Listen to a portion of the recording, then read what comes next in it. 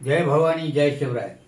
छत्रपती शिवाजी महाराज राष्ट्रमाता राजमाता जिजाऊ माँसाहेब यांना मुजरा करून मी श्री व्याख्याता दादासाहेब कोरेकर आज आपल्या पुढे शिरूर तालुक्यातील मांडवगण फराटा येथील फराटे घराण्याविषयी माहिती विदित करण्यासाठी इथं उपस्थित आहे.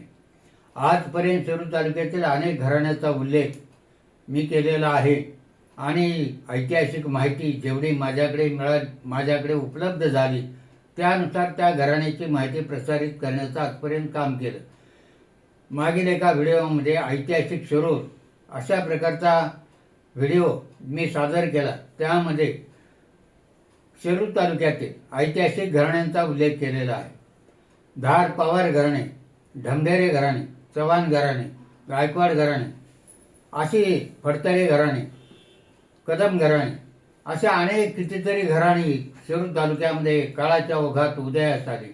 अंजनी स्वराज्यापासून ते थेट पेशवाईच्या अंतापर्यंत आपापल्या परीनं जबाबदारी निभावली. पाटीलकी असो, देशमुखी असो, वतनदारी असो, अशा प्रकारची पदं भूषवून स्वराज्य कार्याला मदत केली. त्यापैकी मांडवगण फराटा येथील शिरूर तालुका पुणे जिल्ह्यातील हे घराणं मूळचं चव्हाण घराणं. चव्हाणचे पुढे चव्हाण झाले, चव्हाणचे पुढे चव्हाण झाले आणि चव्हाणाचे फराटे झाले. फराटे इनामदार म्हणून जे प्रसिद्ध घराणं आहे मांडवगण फराटा तालुका शिरूर जिल्हा पुणे, हे घराण्याचा कुलवृत्तांत पहिल्यांदा सादर करतो. सूर्यवंशी हे घराणं आहे. कुल चव्हाण किंवा चव्हाण, कुलदेवी शाकंभरी सांबार राजस्थान, जगदंबा भवानी महाराष्ट्रात आल्यानंतर इथली जी स्थानिक दैवतं आहेत तीच दैवतं प्रत्येक घराण्याने मानलेले आहेत. त्यानंतर कुलदेव भैरवनाथ महादेव, देवक वासनसडीचा वेल, मंत्र सूर्य गायत्री, विजय शस्त्र तलवार किंवा खांडा, वेद ऋग्वेद, सिंहासन भगवे, ध्वजस्तंभी हनुमान. स्थलांतर या घराण्याचं 1005 साली रामगड येथे झालं. अर्थात पूर्वी चव्हाण घराण्याची सत्ता दिल्ली, अजमेर वगैरे भागामध्ये होती आणि पुढे यवनांची आक्रमणं सुरू झाली. महम्मद घोरी, महम्मद गजनी आणि त्यानंतरचे अनेक घराणे आणि त्यानंतर मोगलशाही, बहामनी राज्य वगैरे मध्ये येऊन गेल्यानंतर उत्तर हिंदुस्थानमध्ये अशांती माजली आणि त्यामुळे तेथील अनेक क्षत्रिय घराणी ही दक्षिणेकडे सरकली. त्यापैकी चव्हाण घराणं आणि या चव्हाण घराण्याचं पुढे नामांतर झालं फराटे. अर्थात प्रत्येक घराण्यामधली जी नावं पाहिली आजपर्यंत तर प्रत्येक घराण्याची नावं ही अनेक प्रकारे बदललेली आहेत.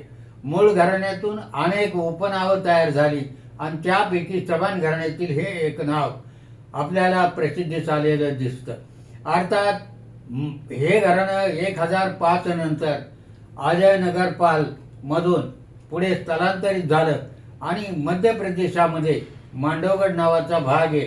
धारच्या पुढे 60-70 किलोमीटर अंतरावरती मांडवगड आपल्याला पाहायला मिळतं. ही पवार घराण्याची आपत्कालीन राजधानी आहे, जिथं मी माझ्या परिवारासह जाऊन आलो आणि या मांडवगडचं पुढे नामांतर करून या घराण्याने मांडवगण असं आपल्या गावाचं नाव ठेवलं.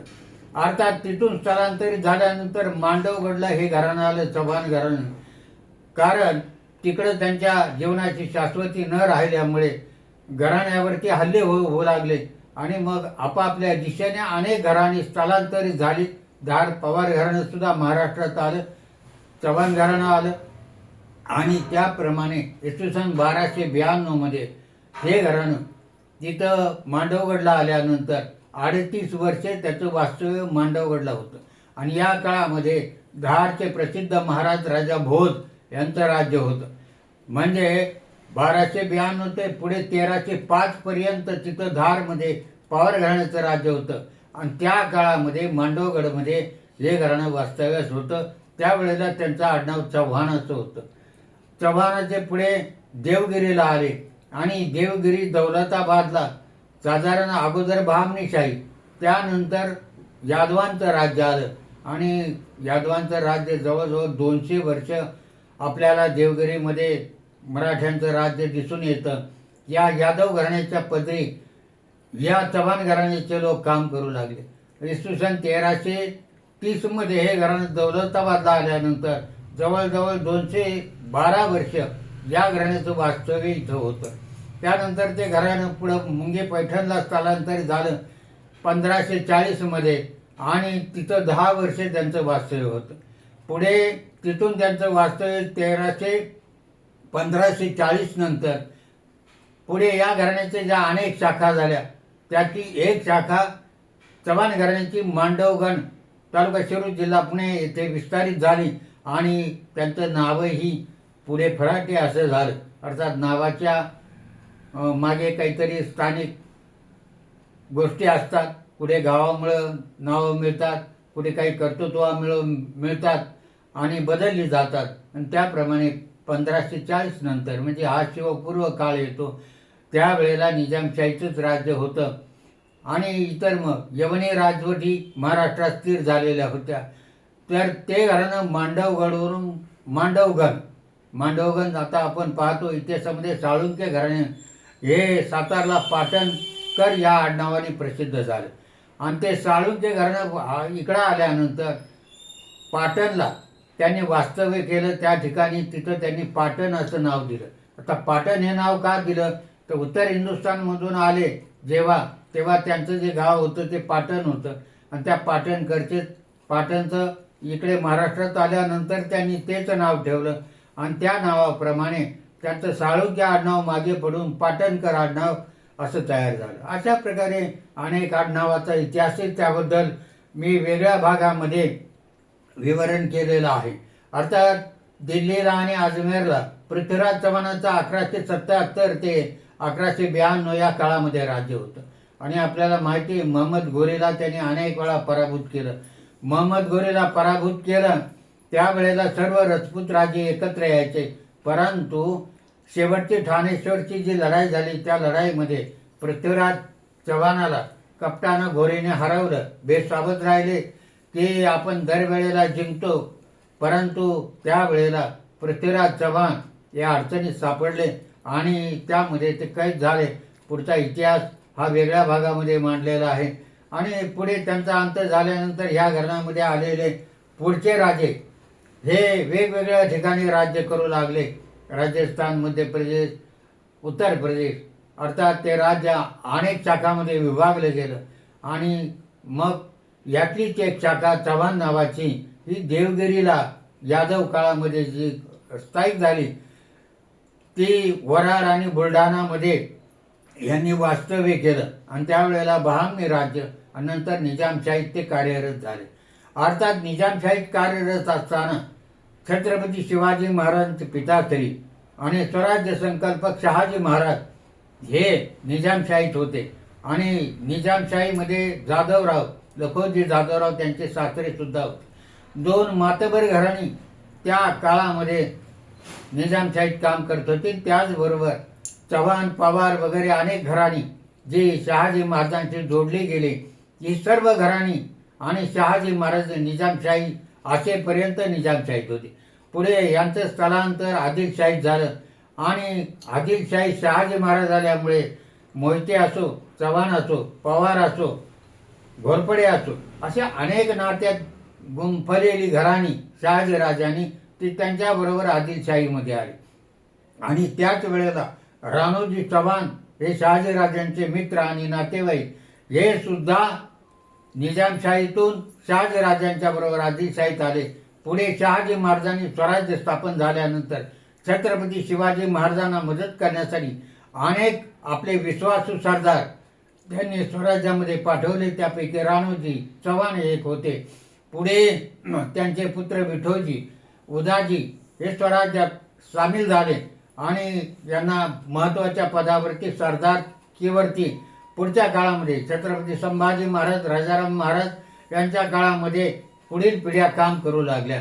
आणि आपल्याला माहिती की औरंगजेब जेव्हा महाराष्ट्रात आला, संभाजी महाराजांना ठार मारलं हलाल करून औरंगजेबानं.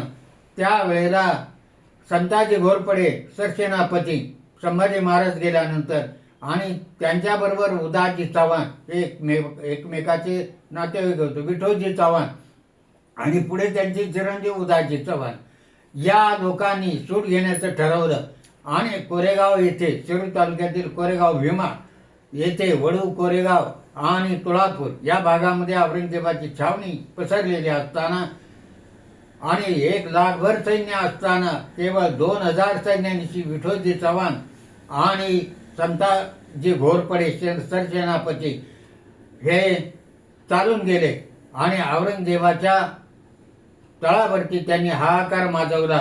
औरंगजेब तळामध्ये त्याच्या तंबूमध्ये सापडला नाही. सोन्याचे कळस कापून आणले. ते संताजी घोरपडे बरोबर विठोजी चव्हाण सुद्धा होते. अशा प्रकारचं हे पराक्रमी घराणं आहे. यांना शेवटपर्यंत, पेशवाईपर्यंत ह्या घराण्याने कार्य केलं.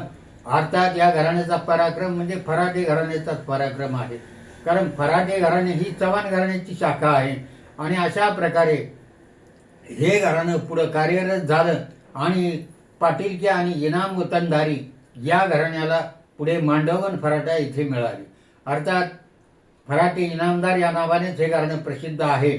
मला या घराण्याची माहिती देताना काही माहिती या घराण्याचे एक वारसदार, माजी पंचायत समिती सदस्य लक्ष्मण बापू फराटे यांनी दिली. त्यामुळे मला ही माहिती आपल्यापुढे सादर करताना अधिक उपयोग झाला. तेव्हा या घराण्याची काही गावं आपल्याला दिसून येतात. ती सिंदखेड राजा म्हणजे विदर्भामध्ये, तिकडं हे घराणं जेव्हा सुरुवातीला आलं त्यावेळेस त्यातली काही लोक तिकडंच थांबलेले. नंतर शिरूर तालुक्यातील पिंपळसुटी, शिरूर तालुका पुणे जिल्ह्यात पिंपळसुटी, मांडवगण फराटा, त्यानंतर सोलापूर जिल्ह्यातील मंगळवेढा आणि पुढे चव्हाण नावाचे अनेक गाव आहेत. त्यातले निमगाव, माळुंगी नावाचे शिरूर तालुक्यात गाव आहे. आणि जतला डफळे नावाचं जे संस्थान आहे, डफळे जागीरदार, ते डफळे जागीरदार हे डफळे नावाने चव्हाणाचे प्रसिद्ध झाले. जसे मांडवगणचे फराटा ते फराटे झाले चव्हाणांचे, तसे निमगावचे जतचे डफळे जागीरदार हे प्रसिद्ध झाले. अशा प्रकारे ह्या घराण्यांची नावं जरी बदलली तरी त्या त्या काळामध्ये त्या त्या घराण्यांनी आपापल्या परीनं कार्य केलं. आता या घराण्यातील जी आडनावं बदललेली आपल्याला दिसतात, त्यामुळे ते घराणं जरी वेगवेगळ्या आडनावाने असलं तरी सुद्धा ते डफळे घराणं आहे.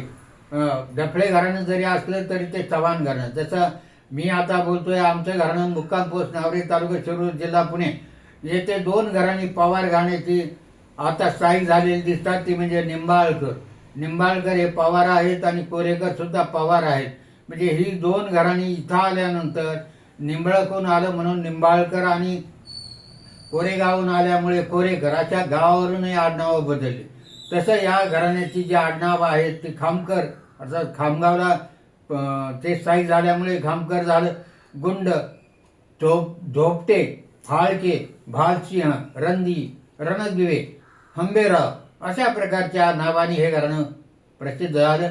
या घराण्यातील पेशवे काळामध्ये म्हणजे स्वराज्याच्या काळामध्ये चव्हाण नावाने हे घराणं प्रसिद्ध होतं. छत्रपती शिवाजी महाराजांच्या काळापासून पेशवाईच्या काळापर्यंत हे घराणं, चव्हाण घराणं जरी प्रसिद्ध असलं तरी वेगवेगळ्या ठिकाणी स्थायिक झाल्यानंतर त्या घराण्याची अनेक आडनावं तयार झाली आणि त्याचपैकी मांडवगण फराट्यातले फराटे घराणं. पेशवे काळामध्ये खंडोजी नावचे फराटे यांनी कर्तव्य बजावल्याचा उल्लेख पेशवे दप्तरामध्ये आपल्याला पाहायला मिळतं. या घराण्याचं कार्यक्षेत्र पुणे जिल्ह्यामध्ये शिरूर, दौंड, मुळा, मुठा, भामा नदीच्या परिसरात आपल्याला दिसून येतं. हे घराणं सर्व क्षेत्रामध्ये अग्रेसर आपल्याला दिसून येतं. तेव्हा ऐतिहासिक वतनदार इनामदार पाटील म्हणून हे घराणं प्रसिद्ध आहे आणि स्वराज्याच्या काळापासून या घराणे कर्तबगार केलेले आहे. आजही या गावामध्ये काही कर्तबगार मंडळी काही होऊन गेली, काही आज आपापल्या परीनं आपापल्या घराण्याची कीर्ती वाढवण्याचं काम करतात. त्यापैकी कैलासवासी माधवरावांना फराटे हे जुन्या काळातील मागच्या पिढीतील जिल्हा परिषद सदस्य म्हणून नावलौकिकास असलेले ग्रस्त होते. त्यानंतर मल्हाराबा फराटे हे PDCC बँक पुणे जिल्हा त्याचे डायरेक्टर होते. त्यानंतर ॲडव्होकेट लक्ष्मणराव फराटे बापू हे सदस्य पंचायत समिती शिरूर तालुका शिरूर जिल्हा पुणे आणि वृक्षमित्र म्हणून त्यांचं कार्य चालू असतं. त्यांच्या पत्नी सौ मीनाक्षी लक्ष्मणराव फराटे यापूर्वी जिल्हा परिषद सदस्य होऊन गेल्या. दादा पाटील फराटे हे घोडगंगा साखर कारखान्याचे पूर्वी उपाध्यक्ष म्हणून आणि संपूर्ण पुणे जिल्ह्यामध्ये ज्यांचं नाव प्रसिद्ध आहे असे एक कर्तृत्ववान राजकीय आणि सामाजिक कार्यात अग्रेसर असलेले असे एक व्यक्ती आहे. त्यानंतर सौ संगीता किशोर फराटे या सध्या पंचायत समिती शिरूरच्या सदस्य आहेत, तालुका शिरूर जिल्हा पुणे.